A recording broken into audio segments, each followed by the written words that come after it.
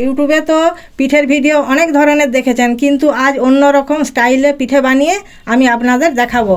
আর একটা কমেন্ট করে আমাদের রান্নাঘরে আসার সুযোগ করে নিন। এইটি আমাদের রান্নাঘর। নমস্কার বন্ধুরা, টুটুলদি রান্নাঘরে আপনাদের জানাই স্বাগত।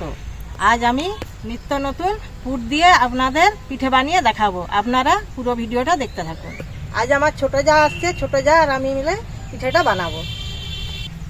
পিঠেটা বানাতে কি কি লাগবে বলে দিচ্ছি। এই চালের গুঁড়ো আর ছোলার ডাল, আলু একসাথে আমি সেদ্ধ করে নিয়েছি। লাগবে নারকেলের পুর, আমি দুধ মেরে চাঁচি করে রেখেছি, চাঁচি। আর লাগবে গোটা জিরে, এলাচ, দারচিনি, শুকনো লঙ্কা, তেজপাতা, আদা, ধনে পাতা, আর হলুদ গুঁড়ো, একটু ঘি, লবণ আর তেল। অল্পনা এই আদাটা আর ধনে পাতাটা কেটে নাও। তবে আমি ধনে পাতাটা কেটে নিচ্ছি।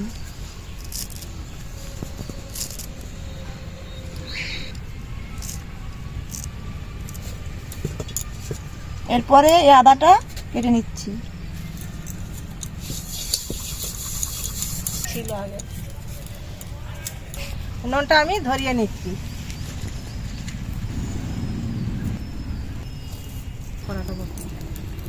কড়াটা উনুনে বসিয়ে দিচ্ছি। শুকনো কড়াই নেড়ে নিচ্ছি মশলাগুলো।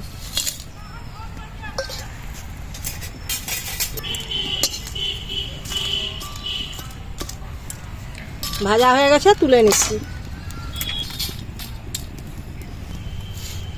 মশলাটা বেটে নাও।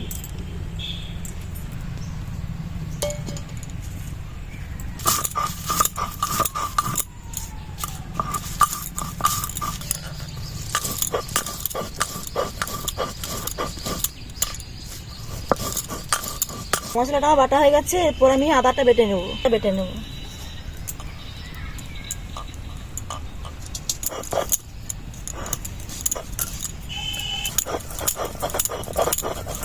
আদাটা বাটা হয়ে যাচ্ছে, এবার তুলে নিচ্ছি। ছোলার ডালের পুরটা আমি বানিয়ে নেব। কড়াতে তেল দিয়ে দিচ্ছি।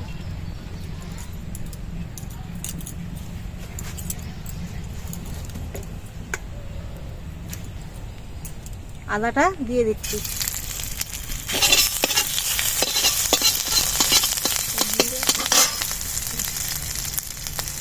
হলুদ গুঁড়ো দিয়ে দিচ্ছি। মশলাটা ভাজা হয়ে গেছে, এবার আমি ছোলার ডালটা দিয়ে দিচ্ছি।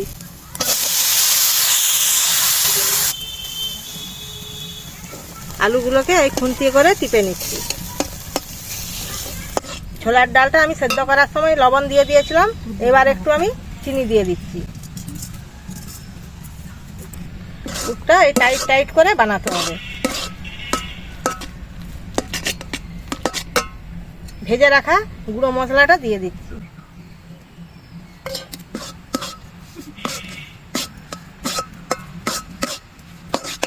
ধনে পাতাটা দিয়ে দিচ্ছি।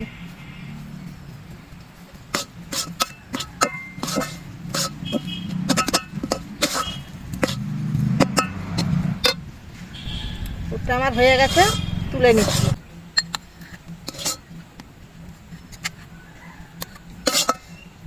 এই থালটা করার জন্য কড়াই জল দিয়ে দিচ্ছি।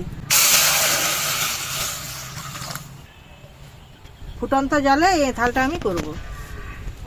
চালের গুঁড়োতে লবণটা আমি দিয়ে দিচ্ছি পরিমাণ মতো। নিচ্ছি।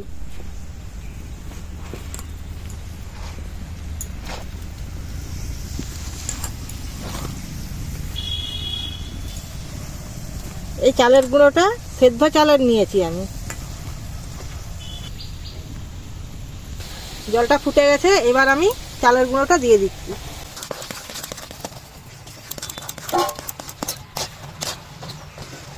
কড়াতে এই থালটা করলে পিঠেটা নরম হয়, খেতেও ভালো লাগে। নামিয়ে নিচ্ছি।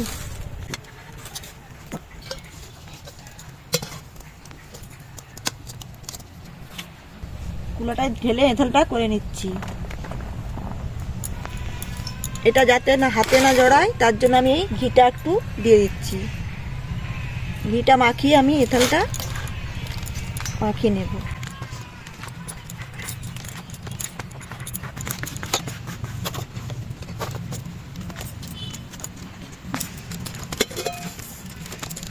হাঁড়িটা উনানে বসিয়ে দিচ্ছি,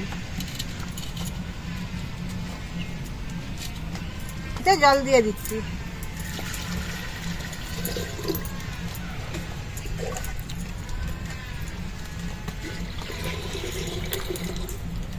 এই হাঁড়ির ভেতরটা একটু ঘি বুলিয়ে দিচ্ছি যাতে না পিঠেগুলো লেগে যায়। ঝাড়া হাঁড়িটা আমি বসিয়ে দিচ্ছি।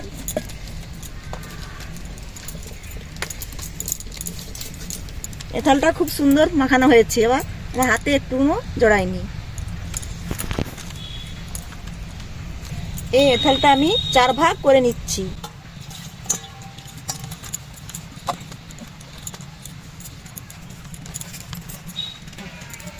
এই হাঁড়ির এই সাইডে আমি এই কাপড়টা বেঁধে দিচ্ছি যাতে না ভাপটা বেরিয়ে যায়। 3টে এঁথালে 3 রকম রং দিয়ে দিচ্ছি, আর এইটা সাদাই থাকবে, তা দিয়ে দিচ্ছি।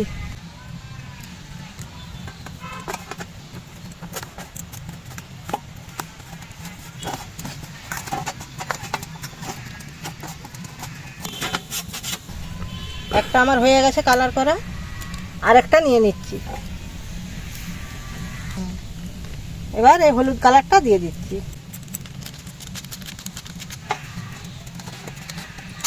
এই এঁথেলটা আমি ছোট ছোট করে কেটে নিচ্ছি। এভাবে ছোট ছোট করে কেটে নিচ্ছি আমি।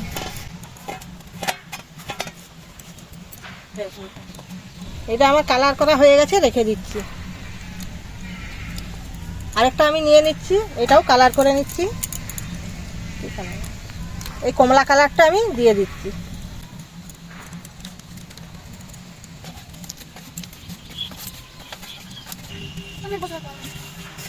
সাদাটা আমার কাটা হয়ে গেছে, এরপর আমি লাল এঁথেলটা কেটে নিচ্ছি।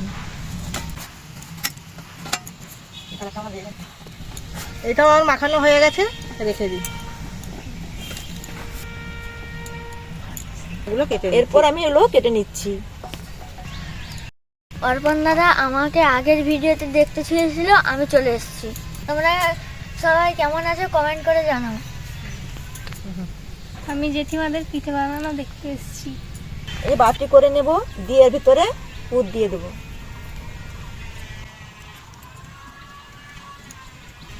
পুরটা খুব বেশি দিলে পিঠাটা ফেটে যাবে, পরিমাণ মতো পুর দিতে হবে।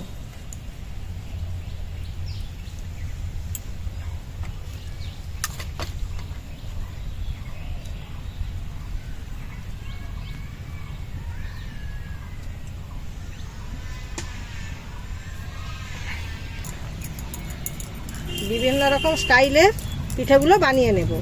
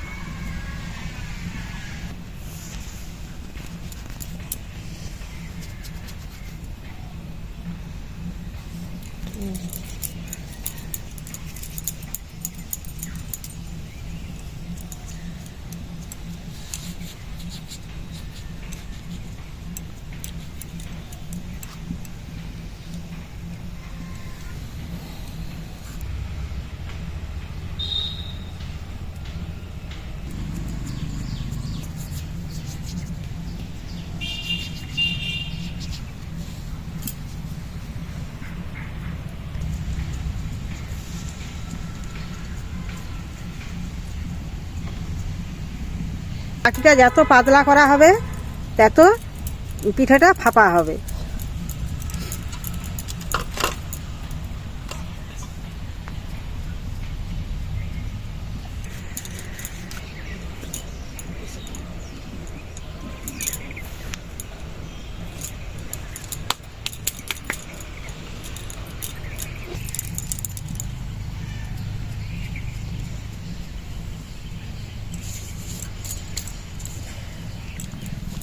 এইভাবে পিঠাগুলো আমি সব বানিয়ে নিচ্ছি।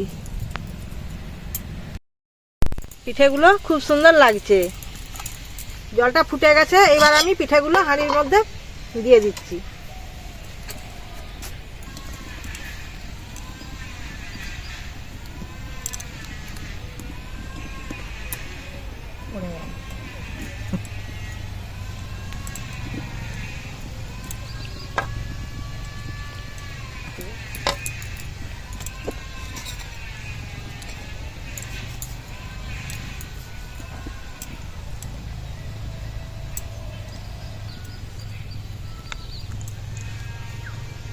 এবার একটু ঢাকা দিয়ে দিচ্ছি, একটু ভেপে গেলে আবার এই পিঠেগুলো আমি তুলে দেব।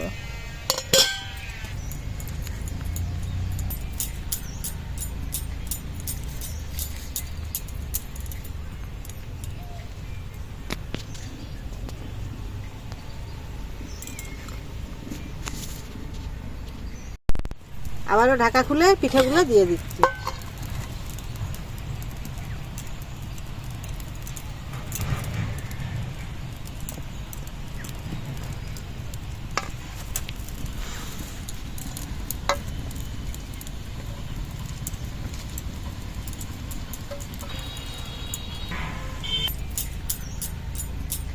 একটু দেখে নিই পিঠেটা হয়েছে নাকি, আর একটু হবে।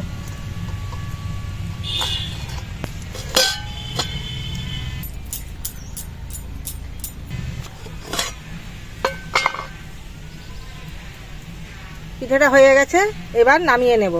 প্রথমে একটু আমি এই পিঠেটাতে জল দিয়ে দিচ্ছি।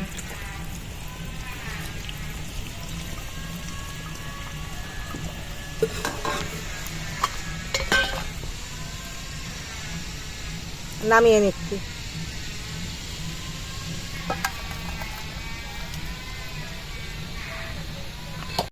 নরম হয়েছে, আর পিঠেটা দেখুন কত সুন্দর নরম হয়েছে, আর ফাঁপাও আছে। আমি ভেঙে আপনাদের দেখাচ্ছি।